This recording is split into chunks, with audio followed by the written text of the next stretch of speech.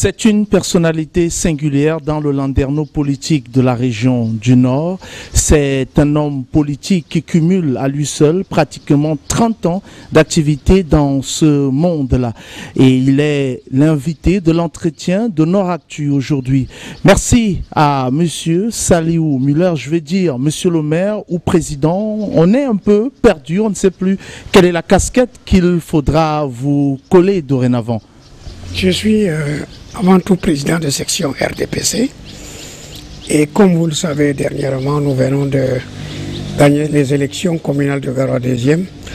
Donc pratiquement, vous m'appelez Monsieur le maire. Alors, Monsieur le maire, comment se porte la commune d'arrondissement de Garoua 2e alors que cela fera pratiquement 100 jours que vous êtes entré en fonction dans le cadre de votre première mandature? Bien, vous savez que c'est très difficile de vous dire ce que nous avons fait depuis il y a 100 jours. Mais comme je l'avais dit, c'est que nous avons trouvé une commune, nous avons donc pris une commune entre les mains, n'est-ce pas, de notre adversaire de toujours, qui est l'Union nationale pour la démocratie et le progrès. Ils ont fait pratiquement 11 ans et c'est pas facile, n'est-ce pas, de dire qu'on a amorcé quelque chose de très important pendant 30 mois, pendant 3 mois, je veux dire. Mais qu'à cela ne tienne, nous avons essayé de voir, nous sommes en train donc de travailler pour mettre sur les rails cette commune. Et que, vous savez, comme je l'ai dit, leur gestion a été pendant 11 ans. Et c'est très difficile de dire ce que nous avons décelé. Mais quand cela ne tienne, nous allons travailler, nous allons essayer de jeter les jalons pour que la commune reprenne. Avant d'entrer de plein pied dans l'objet de cet entretien, à savoir parler de l'homme politique que vous êtes, peut-être une dernière question pour rester toujours dans le sillage de la mairie. Vous avez écrit tout récemment un livre qui parle de la gestion administrative des collectivités territoriales décentralisées. Vous êtes un ancien secrétaire général des communes. Justement, à l'heure de la décentralisation, quelle est la place du secrétaire général dans la bonne marche, dans la vie d'une commune? Vous le savez très bien, dans la gestion de la commune, le secrétaire général, c'est la cheville ouvrière, c'est-à-dire, donc c'est l'homme par qui l'administration marche à travers une collectivité locale décentralisée. Donc, c'est donc le moteur, c'est donc lui qui organise et qui est le confident du maire.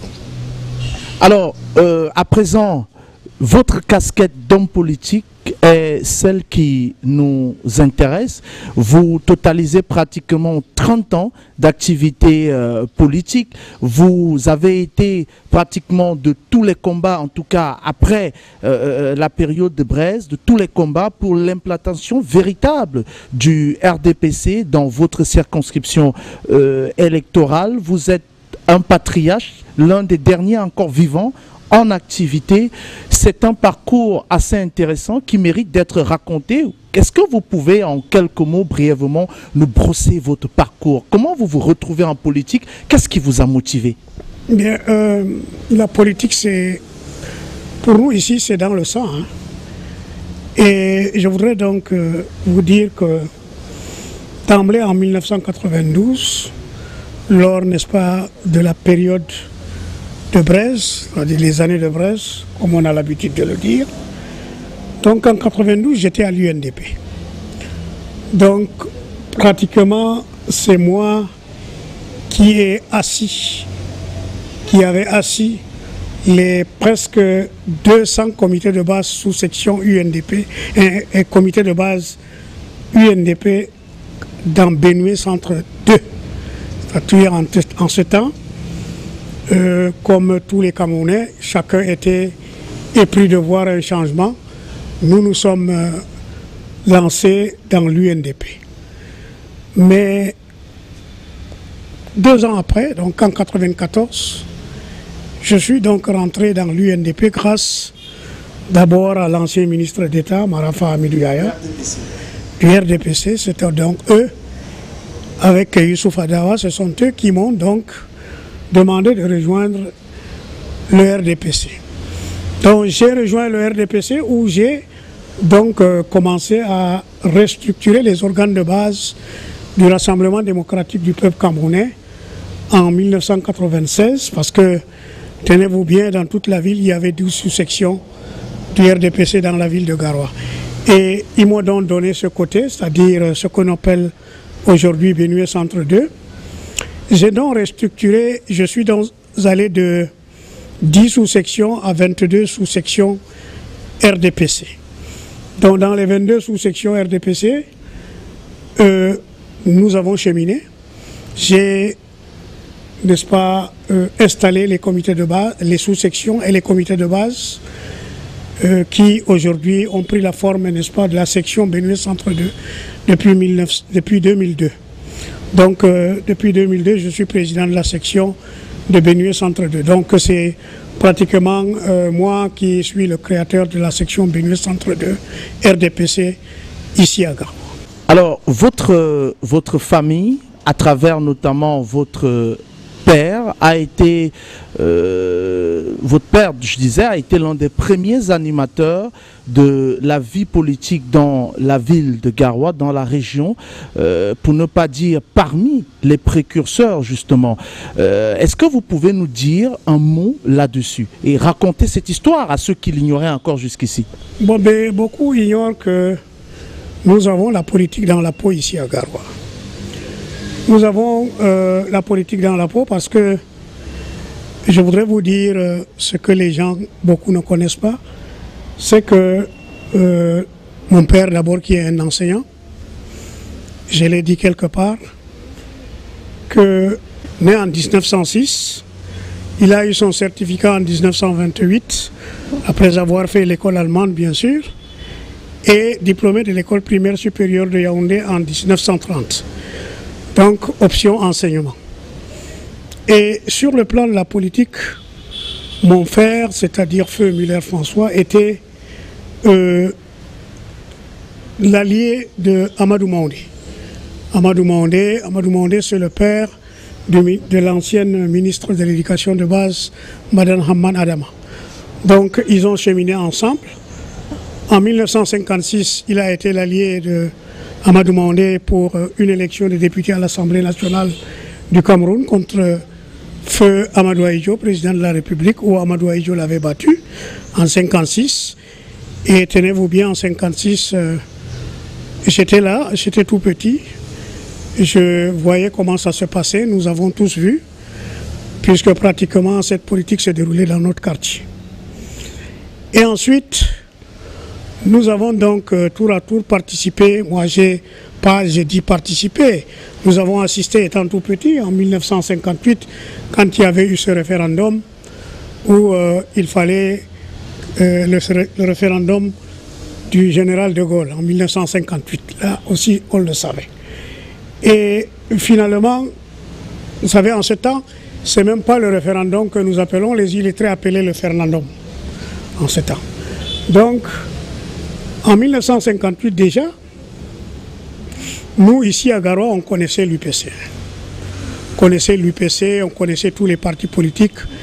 Et j'ai dit, le souvenir que j'ai même de ce parti, l'Union des populations du Cameroun, c'est que en 1958, j'ai dit qu'il y a le référendum qui s'est passé pour l'indépendance de notre pays en 1960. Mais bien avant, en 1958-59, l'UPC nous avait causé des déboires ici à Garoua.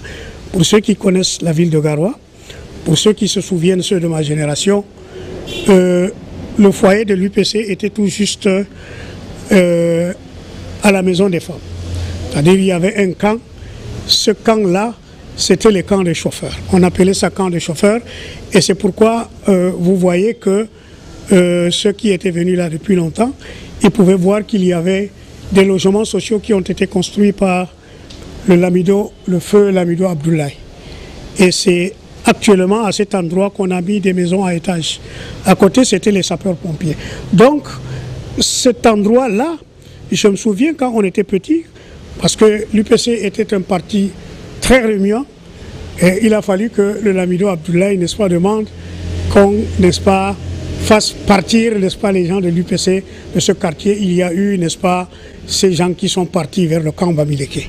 Donc, j'ai ce souvenir parce que déjà en 1959, le 31 décembre 1959, curieusement, nous étions petits, on nous empêchait de sortir. On nous disait qu'on ne devait pas sortir. La retraite au flambeau, nous ne la faisons pas. Et pour un enfant qui ne voit pas la retraite au flambeau, mais ce n'était pas bien. Donc, l'UPC avait jeté des tracts. C'est-à-dire, si vous sortez, on va vous égorger, on va vous tuer, on va vous faire cela. C'est-à-dire, toute la ville, n'est-ce pas, était morose. Donc, c'est ce souvenir que j'ai de l'UPC. Je reviens en 1958. En 1958, donc, quand on était tout petit, on a donc vu comment, à la naissance, n'est-ce pas, de l'Union camerounaise, l'Union camerounaise qui a été un parti créé, comme vous le savez, par le premier président de la République, Amadou Ahidjo. Et comme je l'ai dit, nous étions tout petits. Mais nous avons un regard sur la politique. Des petits qui voulaient voir absolument la politique, puisque cette politique se passait dans notre quartier. Alors donc, ils ont créé l'Union camerounaise en 1958. Certaines langues disent que c'est dans la maison Aurélien Saint-Hubert, dans la case 8, entre 8 et 11, qu'on a créé ce parti. Et c'est ce parti-là qui a permis à Amadou Ahidjo et ses camarades, ses collaborateurs politiques d'asseoir une alliance avec les politiciens du Sud. Les politiciens du Sud qui étaient Charles Onana Awana, qui étaient les docteurs Simon Pierre Tchoungui. Et c'est avec donc ces gens-là que Ahidjo a donc assis l'Union nationale camerounaise. Et en ce qui concerne donc sur le plan local, auparavant, le département de la Benue, c'était la région du Nord. Donc, mon feu père était donc l'un des présidents, donc des premiers présidents de l'Union camerounaise du département de la Benue, qui est donc la région du Nord actuelle.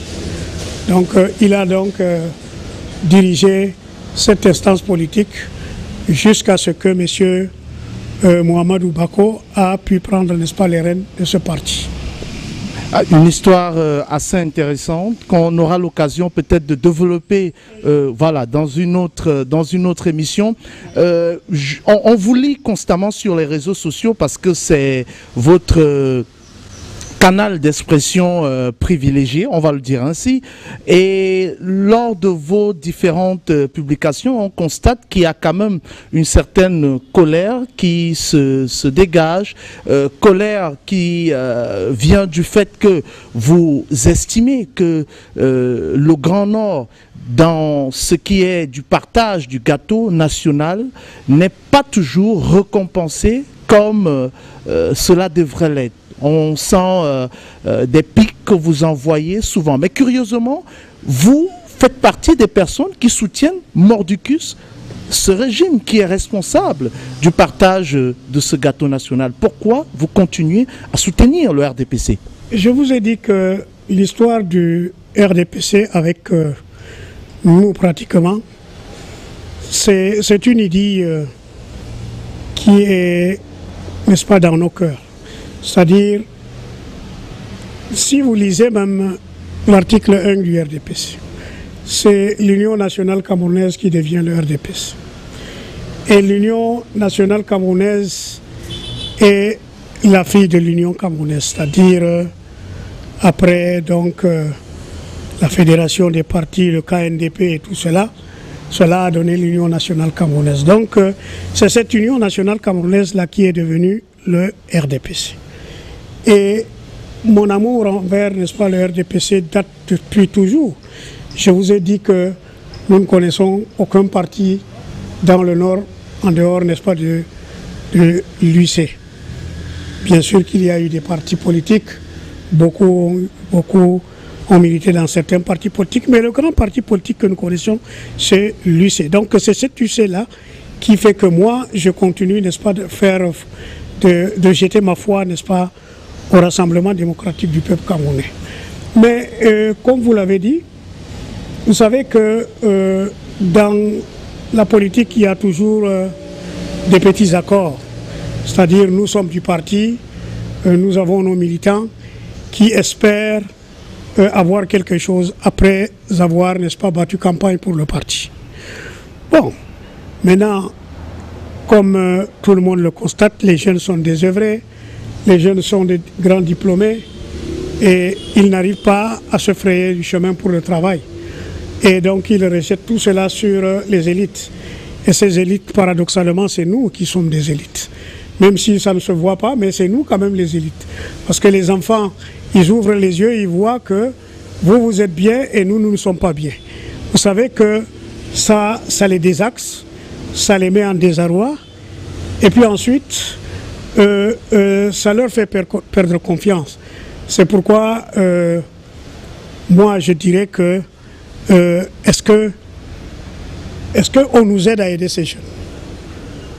Je crois qu'il y a un petit problème dans tout cela. On ne nous aide pas à aider ces jeunes. Parce que le jeune qui vient vers n'est-ce pas, une élite comme moi, croyant qu'il peut être satisfait, n'est-ce pas, de ses doléances, il bute devant un refus catégorique de ma part. Est-ce que j'ai les coups de franche pour lui faire ce qu'il veut? C'est pourquoi donc je me dis qu'il faut que mon parti, le Rassemblement démocratique du peuple camerounais, ouvre bien les yeux.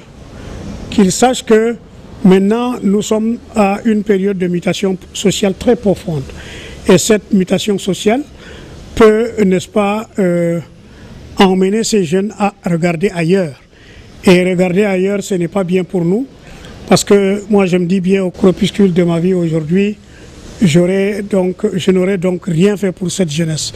C'est pourquoi je demande à tous ceux qui peuvent aider cette jeunesse, n'est-ce pas, à se positionner, à cette jeunesse de regarder avec confiance, n'est-ce pas, en étant avec le RDPC, que ces élites fassent quelque chose pour aider cette jeunesse. C'est pourquoi donc vous m'entendez dire, vous m'entendez peut-être même écrire sur les réseaux sociaux que jusqu'à maintenant, nous n'arrivons pas à satisfaire nos militants. Et ça nous fait mal, ça nous fait très mal au cœur. Mais pourtant, Président, le mouvement pour la renaissance du Cameroun semble vouloir proposer au Grand Nord une alternative. Mais vous semblez être particulièrement allergique à ce parti-là.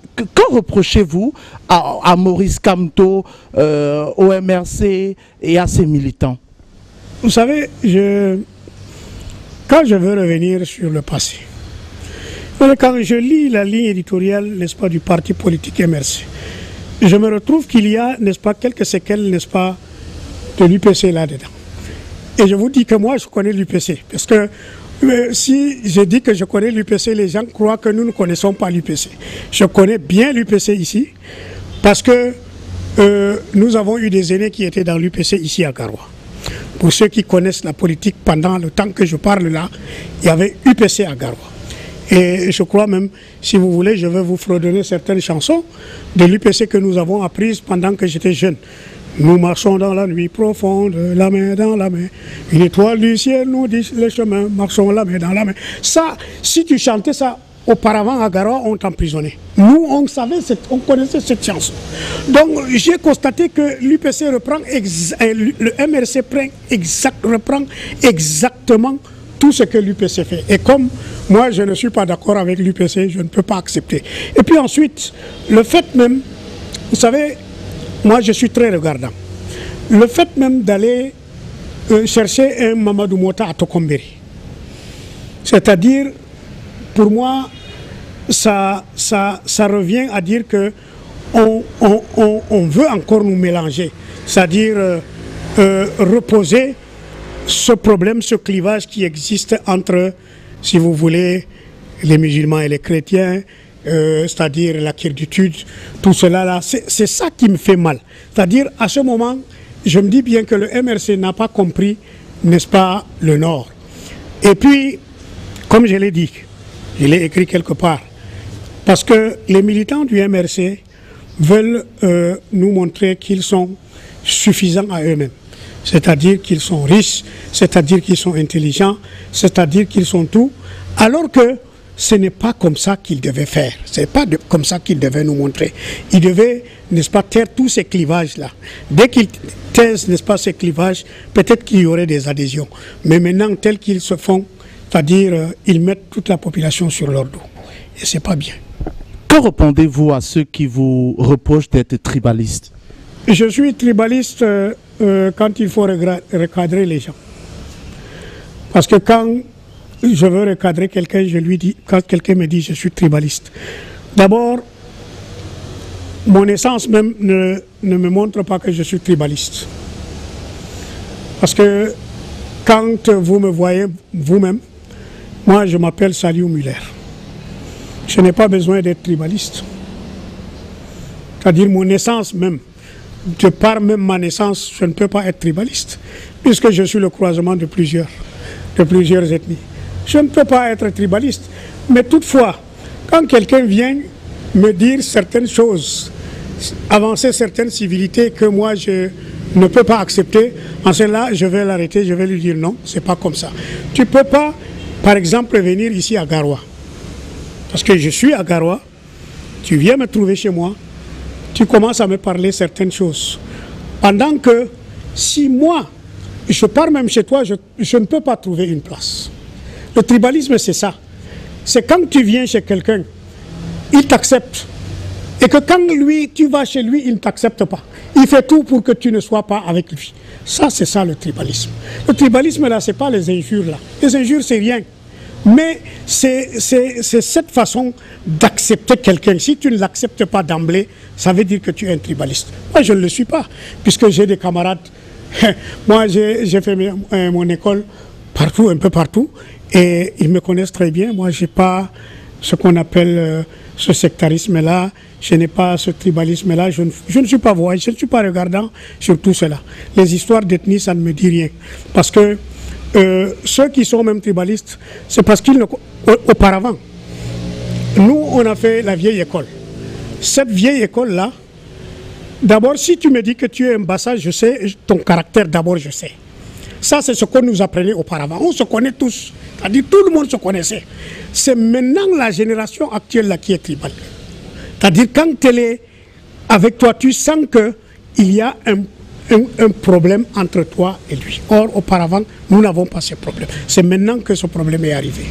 Alors, Président, que répondez-vous à ceux qui prétendent que vous êtes un Marafi, c'est-à-dire pro-Marafa, et que vous jouez un double jeu, que vous avez, par exemple, vous supportez le RDPC en journée, mais dans la nuit, vous retournez votre veste au profit de l'UNDP, et que vous avez essayé par 2 reprises d'aider, de battre campagne avec certains de vos militants au profit de l'UNDP pour qu'elle puisse s'approprier la commune de Garoua 2e.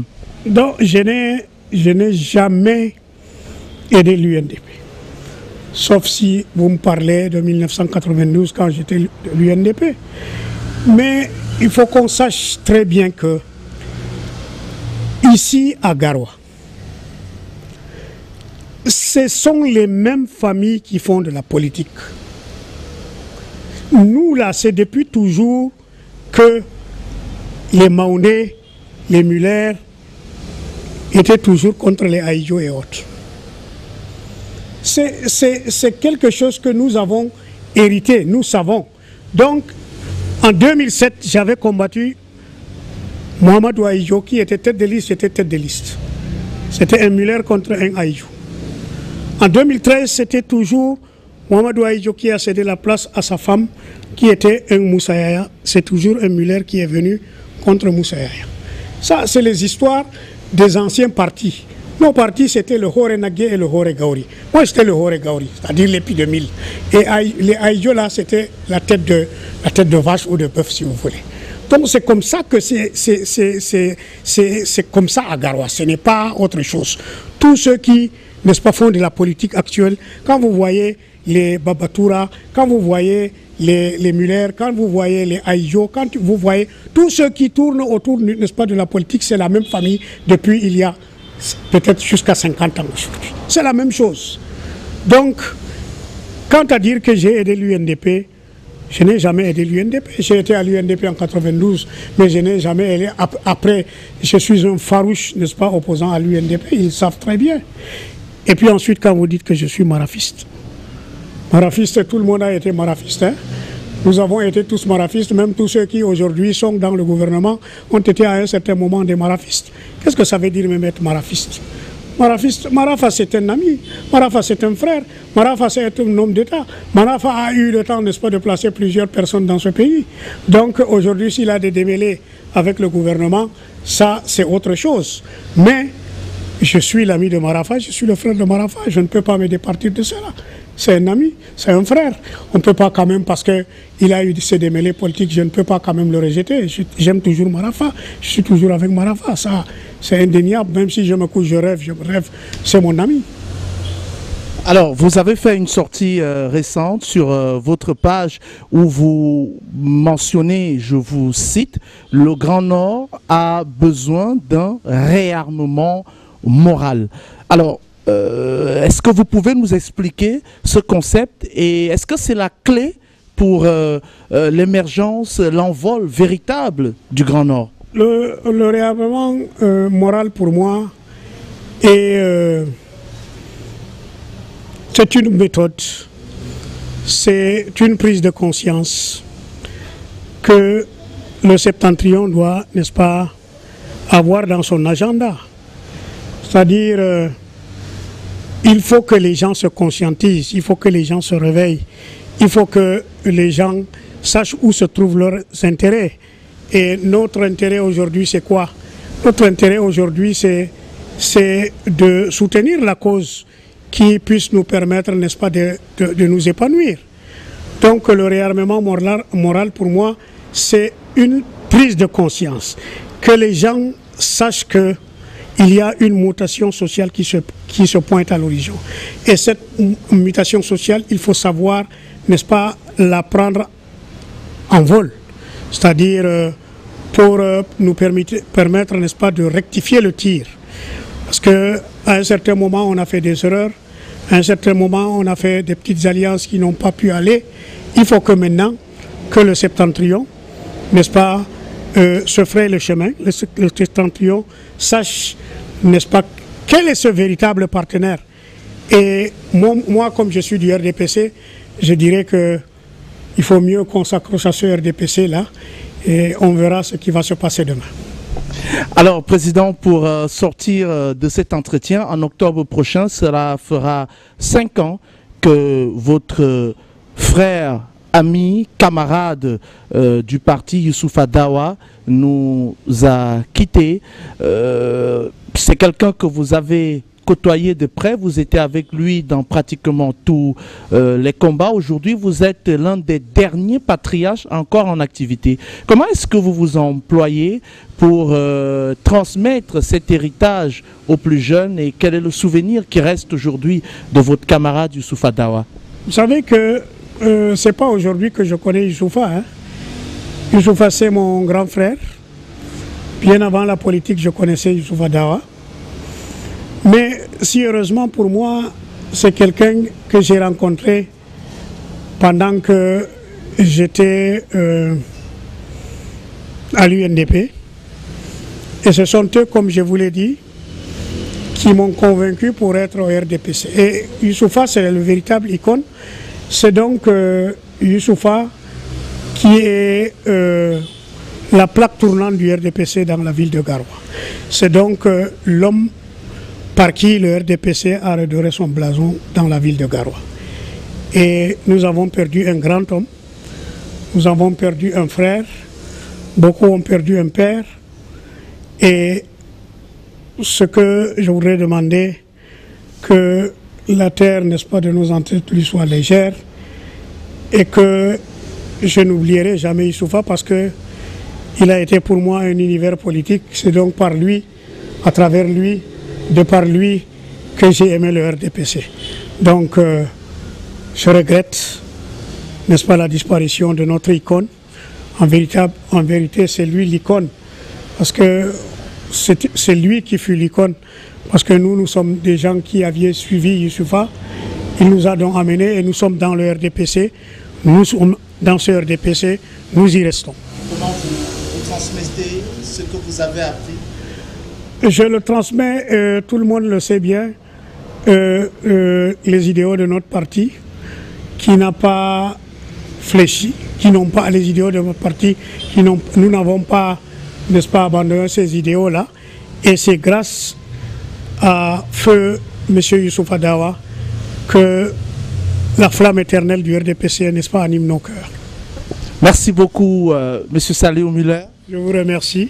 On aura peut-être l'occasion de faire une autre émission pour parler véritablement de l'histoire politique et des grands hommes qui ont animé la vie politique. Envie de venir me chercher pour l'histoire politique, la véritable histoire politique de cette ville-là, je la connais.